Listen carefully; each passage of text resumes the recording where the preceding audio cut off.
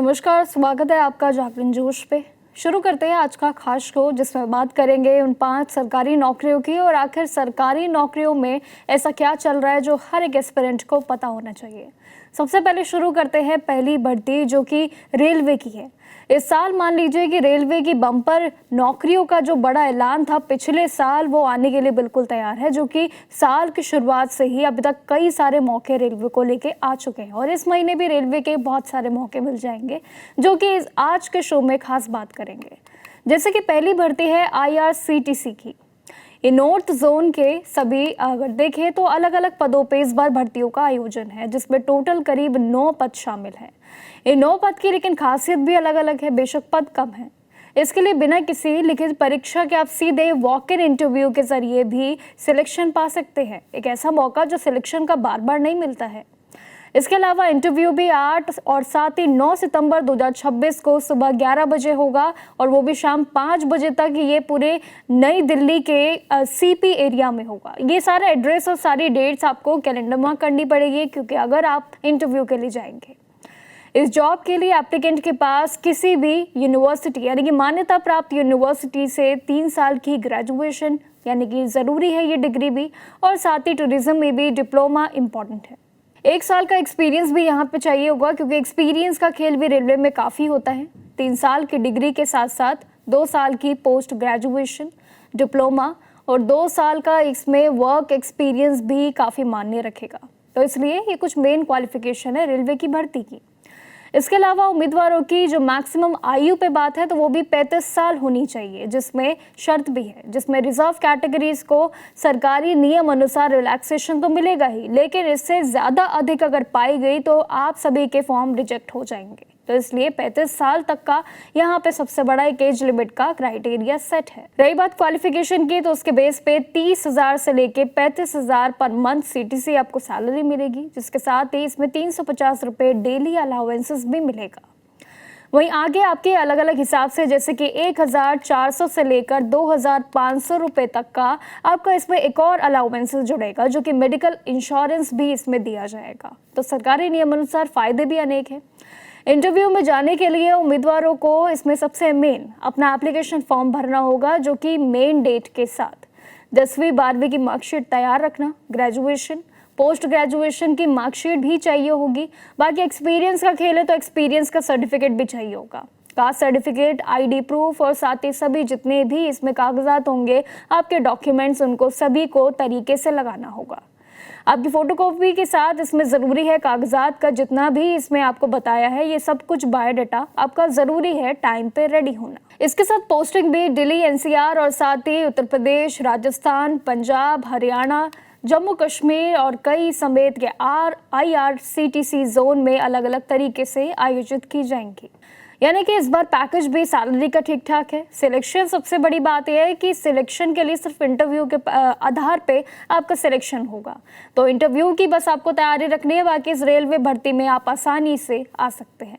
इसके बाद दूसरी भी RRB की, जो कि रेलवे की दूसरी भर्ती है। JEE की शुरुआत होने जा रही है। JEE पद पे इस बार एप्लीकेंट्स के लिए ज़रूरी है कि वो अपने सारे गणित को पहले तैयार रखें और साथ ही जरूरी जितने भी नियम हैं वो भी आप उस तरीके पे डिपेंड रहे, ताकि आप रजिस्ट्रेशन की तैयारियां कर सकें।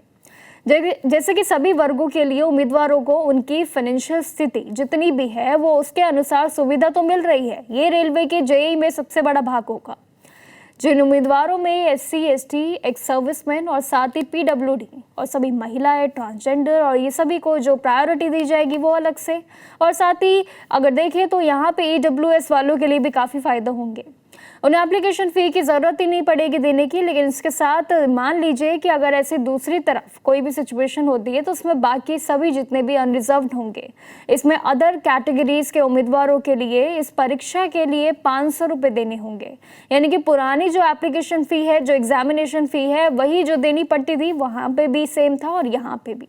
इसलिए दी गई आपको तारीखों को नोट करना है और साथ ही इसमें मेन है एप्लीकेंट्स के लिए कुछ चुनौतियाँ, जिसमें उनके लिए ज़रूरी है कि उन चुनौतियों को पार करना, क्योंकि रेलवे की नौकरी है तो कुछ चीज़ें आसान भी नहीं रहेगी। इस सरकारी नौकरी के लिए बिना किसी परेशानी के आप अप्लाई कर सकते हैं, क्योंकि बस आपको कुछ नियम फॉलो करने हैं। फीस रिफंड की रही बात, उस रूल्स को लेकर भी रेलवे इस बार बिल्कुल तैयार है। रेलवे बोर्ड ने बहुत ही ट्रांसपेरेंट और बेहतरीन व्यवस्थाओं के साथ इस बार तरीके को अपनाया है जेईई में। अब देखिए, जैसे कि उम्मीदवारों को परीक्षा में अपीयर होने के लिए, पास होने के लिए यहाँ पे सबसे ज़रूरी जो है, अगर देखिए इंसेंटिव जो मिलता था, अब इसमें जर्नल या फिर बाकी जो कैटेगरीज के हिसाब से गणित को चेंज किया गया है। स्टेज 1 का जो सीवीटी होगा, यानी कि कंप्यूटर बेस्ड टेस्ट जो होगा, वो बिल्कुल सक्सेसफुली क्लियर अगर आप कर लेते हैं तो उन्हें उनके आगे के लिए, यानी कि उन्हीं द्वारा भरे गए 500 रुपये में से 400 रुपये रिफंड भी मिल जाएगा, वो भी उसी टाइम। ये सबसे बड़ा बेनिफिट भी कहीं ना कहीं है। लेकिन यानी कि उनको केवल सिर्फ 100 रुपये की एक्चुअल फी लगती है, सिर्फ 100 रुपये की। इसके अलावा जो भी बाकी रिजर्व कैटेगरी से आते हैं, जैसे कि एससी, एसटी और जितने भी अन्य जो वर्ग से होते हैं, महिलाएं सहित, इन सभी के लिए उन्होंने 250 रुपये तक की इनिशियली फी भी यहाँ पे सबसे बड़े आंकड़ों में शामिल रखी है। तो ये परीक्षा के लिए फर्स्ट स्टेज में अपीयर जो होंगे उम्मीदवार, उनके लिए रेलवे में मौका तो अच्छा ही है, साथ ही यहाँ पे कई चीज़ें हैं जो उनके लिए फ़ायदेमंद भी है, चाहे वो फीस रिफंड की बात हो या फिर चाहे आपकी एप्लीकेशन फ़ी की बात क्यों ना हो। इसके बाद आज के डिजिटल दौर में बात करते हैं तीसरी भर्ती की, जो कि एआई से जुड़ी हुई है। आज आपसे एक मेन सवाल यही रहेगा कि आखिर क्या बीटेक का वो ज़माना वापस आ रहा है, बीटेक का वो क्रेज़ वापस आ रहा है। इंजीनियरिंग की दुनिया में अब जिस तरीके से नौकरियां आ रही है, उसमें ये सबसे बड़ा भाग भी ज़रूर बनता जा रहा है, जो कि बीटेक स्टूडेंट्स और साथ ही एआई से जुड़े हुए जितने भी टूल्स हैं, ये प्रोग्रामिंग में एक्सपर्ट जो रह चुके हैं, उनकी जॉब मिलने के चांसेस कहीं ना कहीं उनको ऐसा लगते हैं कि शायद अब हमारे लिए नहीं है। लेकिन वहीं दूसरी तरफ जो स्टूडेंट्स हैं, उनके मुकाबले अब 40% तक ज़्यादा हो गई है, ये ज़्यादा बढ़ोतरी देखने को मिल रही है।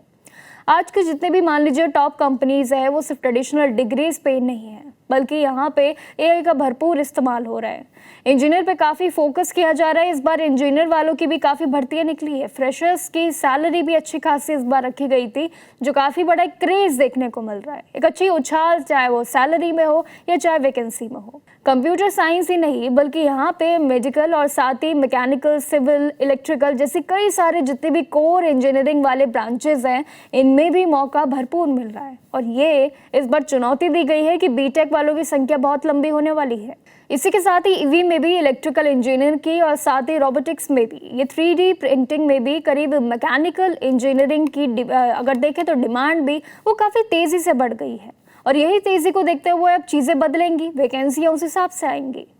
कंपनीज के अगर हम देखें अलग से कॉलेज के हिसाब से, तो इस बार कोडिंग कंपटीशन वो काफ़ी हाई दिखेगा।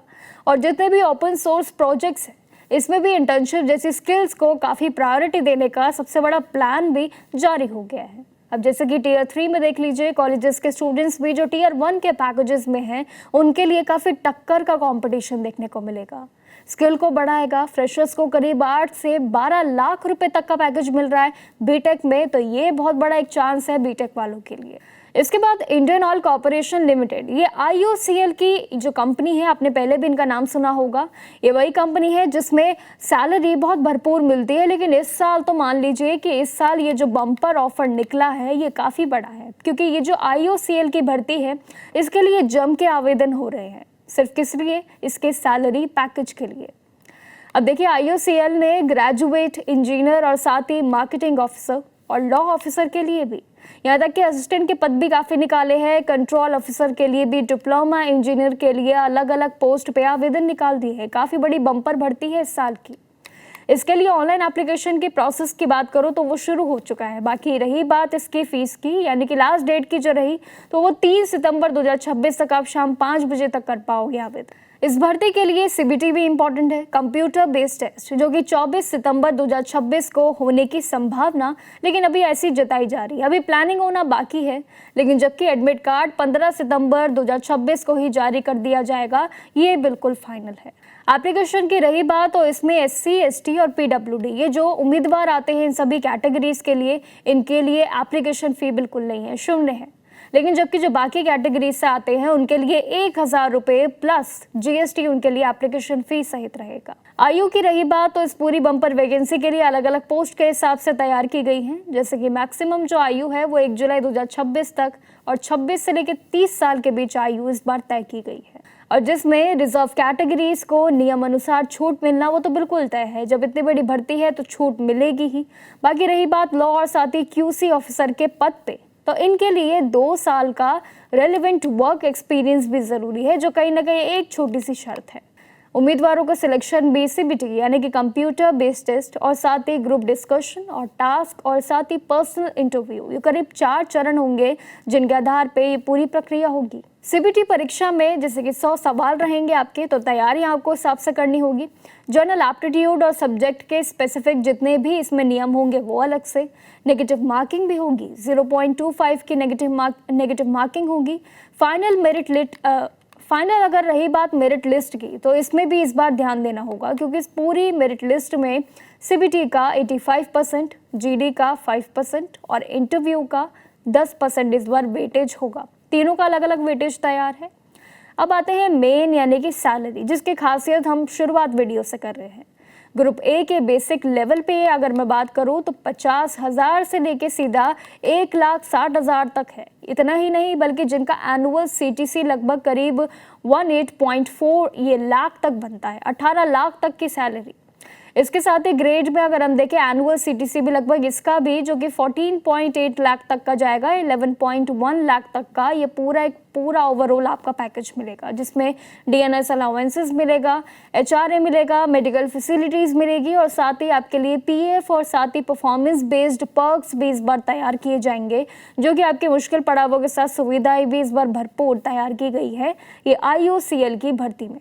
इसके बाद आते हैं उत्तर प्रदेश के सबऑर्डिनेट सर्विस सिलेक्शन कमीशन की तरफ से जो इस बार नई तैयारियां शुरू हो रही है। सितंबर तक का कैलेंडर ले आए हैं पूरी भर्ती के लिए। रही बात इसकी भर्ती के लिए, तो पहले भी आपसे मैंने बताया था कि सितंबर तक का एक पूरा प्लान आ गया है, लेकिन इसमें ऋषि की एक ऐसी भर्ती प्रक्रिया है एग्रीकल्चर की, जो इंजीनियर एग्रीकल्चर से जुड़ी हुई है, जो काफी बड़ा पद है। 134 पद पे ये भर्तियां शुरू होने वाली है, जिसके लिए ऑफिशियल नोटिफिकेशन जारी तो कर दिया है, लेकिन इसकी तैयारियां सितंबर तक आप आराम से कर सकते हैं। ऑनलाइन एप्लीकेशन 17 सितंबर 2026 से शुरू होंगे, यानी कि ये कैलेंडर सितंबर का ऑलरेडी आ गया है। अप्लाई करने की जो लास्ट डेट है वो भी 7 अक्टूबर 2026 तक है, यानी कि अभी काफी समय है, लेकिन तैयारियां आप रख सकते हैं।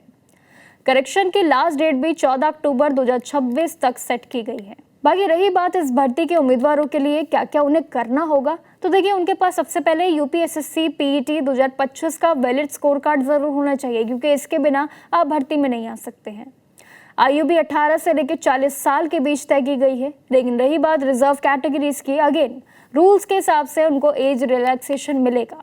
एजुकेशन क्वालिफिकेशन में भी 10वीं पास उम्मीदवारों के लिए मौका अच्छा है। इसके साथ साथ वो किसी भी मान्यता प्राप्त से 3 साल का अगर एग्रीकल्चर इंजीनियरिंग डिप्लोमा अगर किया है तो वो जरूरी है इस भर्ती में आने के लिए। उम्मीदवारों का सिलेक्शन PET 2025 के स्कोर कार्ड पे सबसे ज्यादा निर्धारित रहेगा, शॉर्टलिस्टिंग करके परीक्षा के जरिए होगा। लेकिन जिसमें मेन पड़ाव यानी कि जो आपके टोटल सवाल रहेंगे 100 ऑब्जेक्टिव रहेंगे, क्वेश्चंस आपके रहेंगे। एग्रीकल्चर इंजीनियरिंग से करीब 65 और कंप्यूटर और IT से ये 15 क्वेश्चंस रहेंगे। UPGK से ये करीब 20 यानी कि 20 क्वेश्चंस रहेंगे और जिसमें गलत जवाब पे याद रखिएगा इस भर्ती में भी नेगेटिव मार्किंग है, 0.25 की नेगेटिव मार्किंग होगी जब परीक्षा आप देंगे। तो सभी कैटेगरीज के लिए इनिशियली यहाँ पे ऑनलाइन प्रोसेस को तैयार रखा है। सिर्फ मात्र 25 रुपए में ये UP की सबसे बड़ी पहल होगी। सबसे बड़ी भर्ती भी हो सकती है, लेकिन पे लेवल 6 के अंदर आपको सैलरी मिलेगी 9,300 से लेके 34,800 रुपए तक का ये स्केल मिलेगा। ग्रेड पे भी 4,200 रुपए की शानदार सैलरी में इंक्लूड रहेगा, तो इसलिए सैलरी भी शानदार है। बाकी काम भी कुछ ऐसा है, बस इसमें मेन आपके वर्क एक्सपीरियंस का सबसे बड़ा खेल होगा, जिसमें डिप्लोमा आपको दर्ज करना है। अगर डिप्लोमा आपने किया हुआ है तो इस भर्ती में आ सकते हैं, क्योंकि इंजीनियर एग्रीकल्चर के लिए बहुत बड़ा मौका है। बाकी जानकारियों के लिए ऐसे जुड़े रहिएगा और देखते रहिएगा जागरण जोश। नमस्कार।